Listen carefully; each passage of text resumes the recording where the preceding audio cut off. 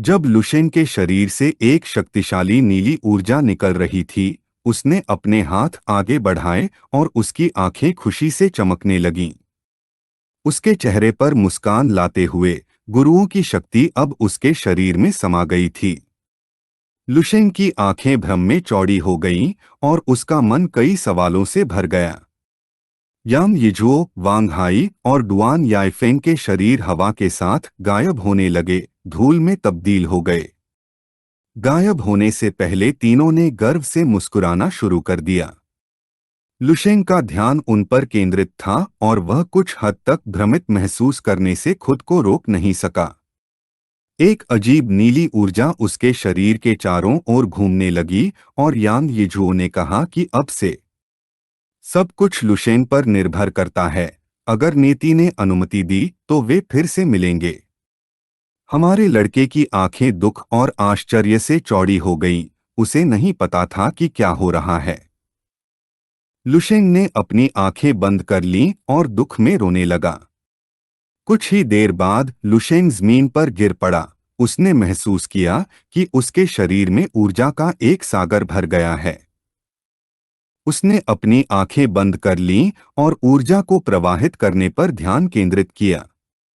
कई सेकंड बाद लुशेंग ने अपनी आंखें खोलीं और उसका ध्यान उसके हाथ से निकल रही ऊर्जा पर केंद्रित हो गया। उसके दिमाग में अनगिनत समझ और रहस्योद्घाटन उमड़ पड़े।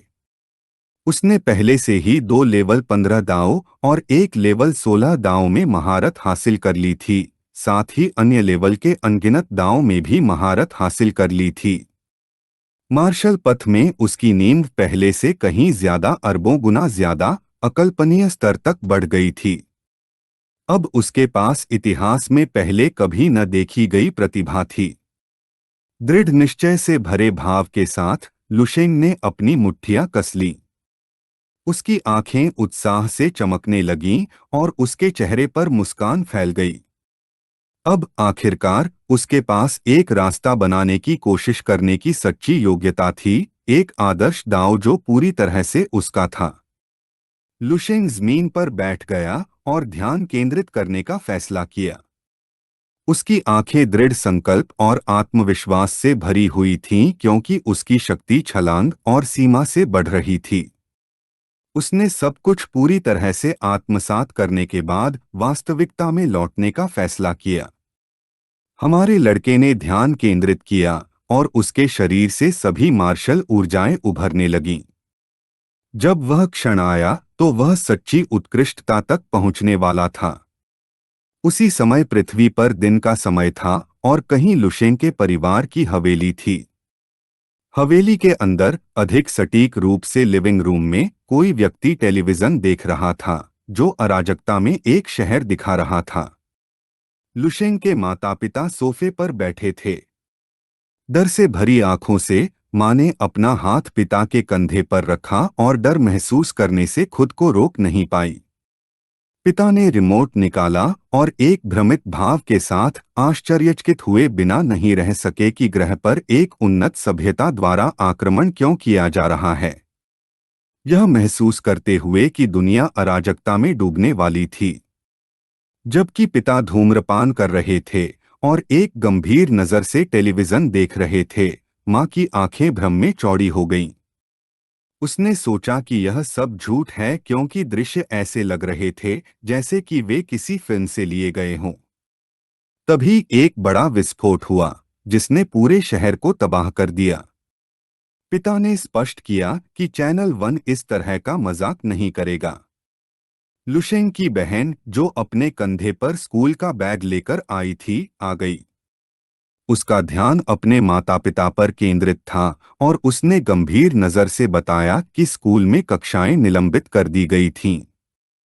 इंटरनेट पर हर कोई इस बारे में बात कर रहा था और कई वीडियो में दिखाया गया था कि यह वास्तव में एक एलियन आक्रमण था।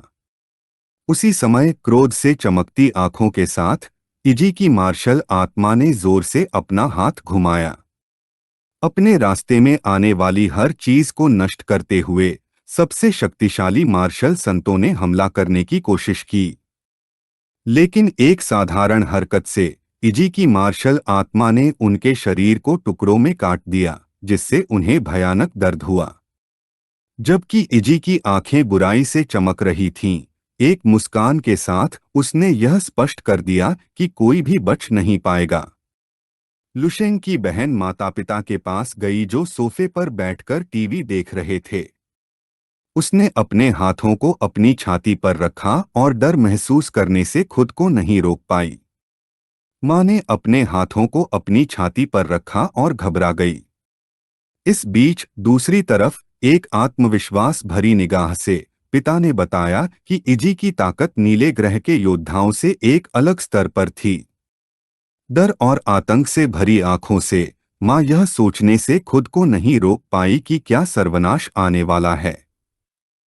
पिता की आंखें आत्मविश्वास से चमकने लगीं और एक मुस्कान के साथ उन्होंने अपनी पत्नी से कहा कि वह इस बारे में ज्यादा न सोचे क्योंकि ऐसा होने वाला नहीं था। भले ही स्वर्ग ढह जाए, कोई और शक्तिशाली व्यक्ति उसे संभाल लेगा। यह ऐसी चीज नहीं थी जिसके बारे में उन्हें मात्र नश्वर लोगों को चिंता करनी चाहिए। पसीने से लथपथ चेहरे के साथ माँ पिता की ओर मुड़ी और चुपचाप सोचने लगी। वह घबरा गई और उसकी आंखों में आंसू भर आए और उसने बताया कि यही बात उसे सबसे ज्यादा चिंतित करती थी। लुशेंग अब सेना में एक महत्वपूर्ण पद पर था। उसे डर था कि हाई कमान उसे इजी के खिलाफ लड़ने के लिए भेज देगा।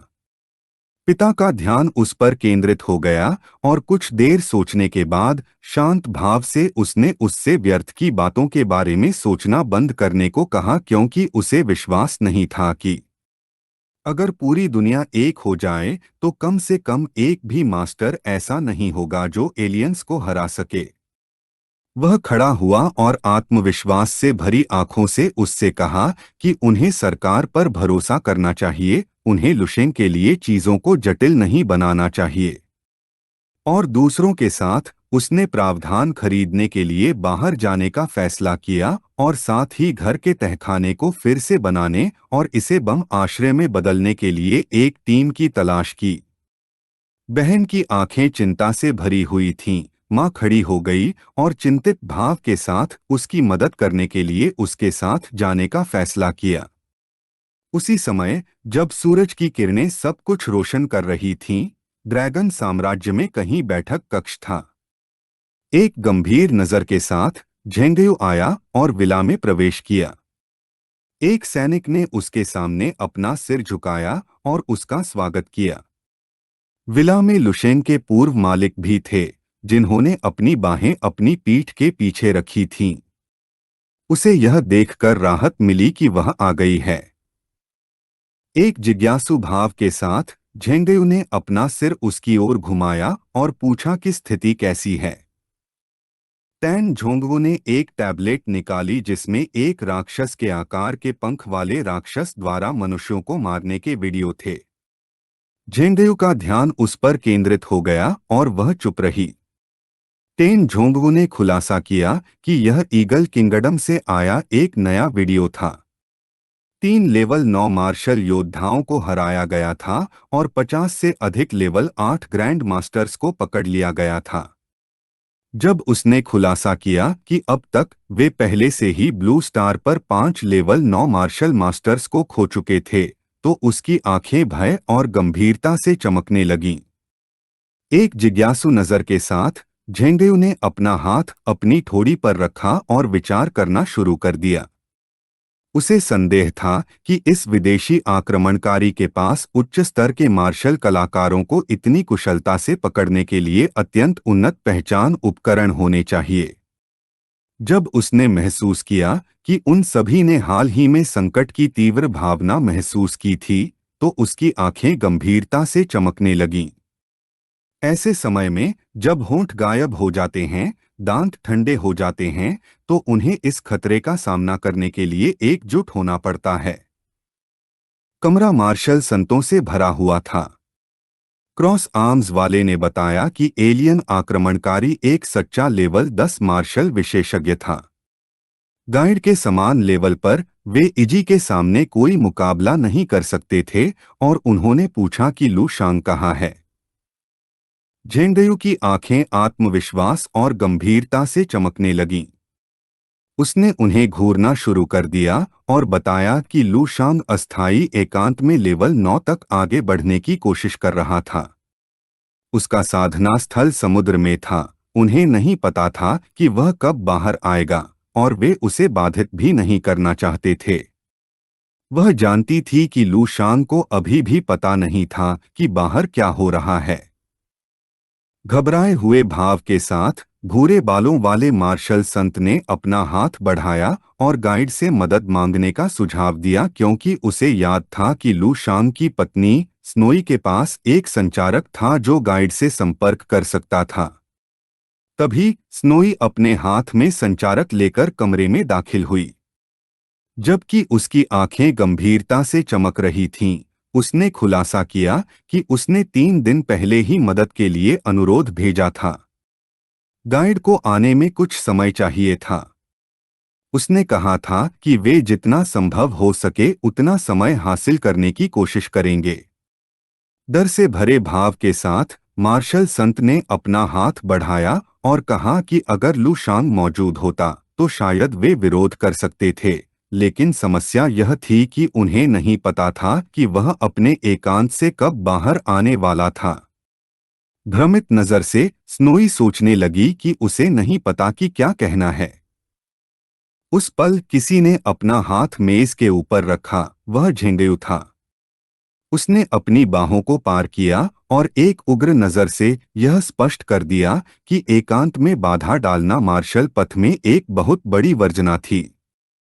अगर इससे लू शांग की उन्नति प्रभावित होती तो परिणाम विदेशी आक्रमण से भी अधिक गंभीर हो सकते थे। स्नोई ने अपना हाथ अपनी छाती पर रखा और चुप रही। झेंगयू ने लू शांग के एकांत से बाहर आने तक राक्षसी भाले का सामना करके समय खरीदने का सुझाव दिया। मार्शल संत एक दूसरे को देखने लगे और एक आह भरी, यह जानते हुए कि उनके पास कोई और विकल्प नहीं था। उसी समय गाइड का अंतरिक्ष यान तेज गति से यात्रा कर रहा था। झाओ लिन ने लैन चेंग को बताया कि वह पहले से ही उसके बहुत करीब है। वह उसके साथ ब्लू स्टार जाने वाला था। उसने यह भी बताया कि अकातोम और उसके लोग महत्वहीन नहीं थे। उसे चिंता थी कि लैन चेंग अकेले जाएगी और एक बलिदान बनकर रह जाएगी। लैन चेंग ने ज़मीन की ओर देखना शुरू किया और एक शांत भाव के साथ उल्लेख किया कि अगर इस बार वे लू शांग को सफलतापूर्वक बचाने में कामयाब रहे तो वह झाओ लिन के साथ लू शांग द्वारा उस पर किए गए बहुत बड़े उपकार को साझा करने जा रहा था। उसी समय समुद्र के तल पर लू शांग जमीन पर बैठ गया और ध्यान केंद्रित किया, जिससे उसकी मार्शल आत्मा उसके शरीर से बाहर निकल आई। लू शांग की बैंगनी क्रिस्टल मानव आकृति ने अजीब सफेद लहरें उत्सर्जित कीं। पूरी क्रिस्टल आकृति सफेद में बदल रही थी और फिर एक और परिवर्तन शुरू हुआ। इस बार सफेद आकृति काली होने लगी। यह क्रिस्टल चिंतन विधि के अनुसार स्तर 11 की एक काली दरांती के साथ मानव आकृति थी। डुआन याइफेंग से विरासत में मिली चीजों में से एक। लेवल 15 दिव्य क्रिस्टल दाओ लू शांग ने आह भरी। उसकी आंखें आश्चर्य से चौड़ी हो गईं।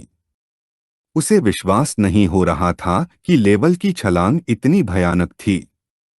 लेवल 8 से वह लेवल 11 पर पहुंच गया था। उसकी मार्शल ताकत लेवल 11 पर पहुंच गई थी, लेकिन वह समझ नहीं पा रहा था कि आगे क्या होने वाला है।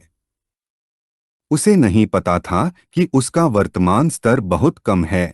उसे एहसास हुआ कि बाकी सब कुछ तभी अनलॉक होगा जब वह अपने सभी स्तरों को पूरी तरह से बढ़ा लेगा। लू शांग खड़ा हुआ और अपने हाथ से अपनी पैंट पोंछी। अब बाहरी मार्शल बॉडी आई। तारों के दांव के बारे में उसकी पिछली समझ बहुत कठिन थी। उसका मानना था कि अमर सेल नेटवर्क और तारकीय चैनलों का आरेख जो उसने बनाया था वह काफी अच्छा था। लेकिन अब उसने देखा कि यह खामियों से भरा और अपरिपक्व था। इसे हासिल करने के लिए उसे नष्ट करना पड़ा और खरोंच से पुनर्निर्माण करना पड़ा। लू शांग ने अपनी आंखें बंद कर लीं और अपनी मुट्ठी भींच ली। उसने अपना हाथ आगे बढ़ाया और उसके पूरे शरीर में एक चमक दौड़ गई।